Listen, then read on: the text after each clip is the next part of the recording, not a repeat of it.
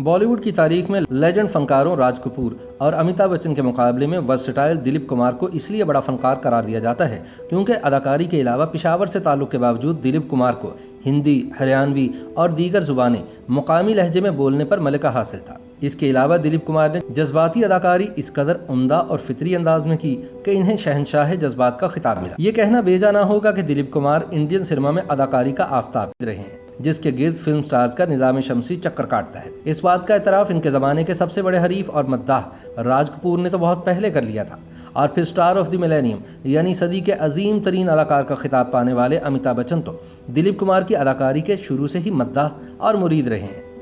दिलीप कुमार, राज कपूर और देवानंद को बॉलीवुड या हिंदी सिनेमा का गोल्डन ट्रायो या तरी देव कहा जाता है।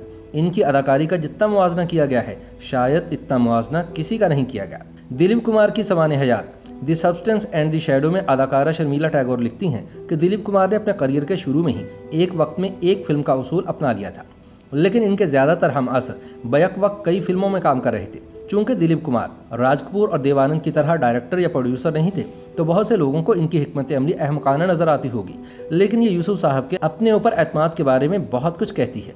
वो पहले और सबसे आगे एक अदाकार थे, ना कि बिजनेसमैन। दिलीप कुमार और राजकुमार सबसे पहले सन 1959 में रिलीज होने वाली फिल्म पैगाम में एक साथ नजर आए। इसमें राजकुमार ने रतन यानी दिलीप कुमार के बड़े भाई रामलाल का किरदार अदा किया है, लेकिन ये फिल्म बहुत हद तक दिलीप कुमार के गिर्द घूमती रहती है। अगरचे इस फिल्म में अदाकारी के लिए बेहतरीन मुआवन अदाकार के तौर पर राजकुमार की नामजदगी सामने आई, लेकिन इस फिल्म को बेहतरीन डायलॉग का अवार्ड मिला, क्योंकि दोनों अदाकार मुकालमे के लिए अपने मुख्तलिफ अंदाज के माहिर माने जाते रहे हैं और दोनों सलीस उर्दू बोलने में यकताए रोजगार थे। इस फिल्म के बाद दोनों की राहें जुदा हो गईं, लेकिन एक ज़माने यानी 32 साल बाद फिर दोनों आमने सामने थे और इसका सेहरा फिल्मसाज सुभाष घई के साथ जाता है। इस फिल्म सौदागर में दिलीप कुमार और राजकुमार बचपन के दोस्त दिखाए गए हैं, लेकिन दिलीप कुमार हरियाणवी बोलते हैं जबकि राजकुमार खालिस उर्दू बोलते हैं, जिससे ये साबित होता है कि राजकुमार हर तरह की जुबान बोलने पर कुदरत नहीं रखते थे, जबकि दिलीप कुमार इसके लिए मारूफ रहे हैं। अपने ज़माने के सुपरस्टार अमिताभ बच्चन का तो कहना है कि इन्होंने दिलीप कुमार की फिल्म गंगा जमुना कई बार सिर्फ इसलिए देखी कि पेशावर का कोई शख्स पूर्वी जुबान को इतनी महारत से कैसे बोल सकता है। दिलीप कुमार ने अपने हम असरों पर तो सबका साबित कर दी थी, लेकिन फिर इनका मुकाबला एक उभरते हुए सितारे और ताज़ा सुपरस्टार अमिताभ बच्चन से किया जाने लगा। ऐसा लगा कि ये मुकाबला दो नस्लों के दरमियान है। एक नस्ल जो कि उदास थी, जिसका इजहार दिलीप कुमार की फिल्म दाग और देवदास में होता है, जबकि दूसरी नस्ल नाराज थी, जिसका इजहार अमिताभ बच्चन के एंग्री यंग मैन वाली फिल्मों में होता है। सन 1982 में फिल्मसाज और हिदायतकार रमेश सिप्पी ने फिल्म शक्ति में अपने अपने ज़माने के दो हरदिल अजीज अदाकारों को एक साथ लाने का कारनामा अंजाम दिया और दोनों के परिस्तारों ने अपने अपने अंदाज में फिल्म की कामयाबी का सेहरा अपने अपने स्टार के सर कर दिया। लेकिन फिल्म फेयर अवार्ड्स ने इस फिल्म में अदाकारी के लिए बेहतरीन अदाकार का अवार्ड दिलीप कुमार को देकर इस बहस को ख़त्म कर दिया।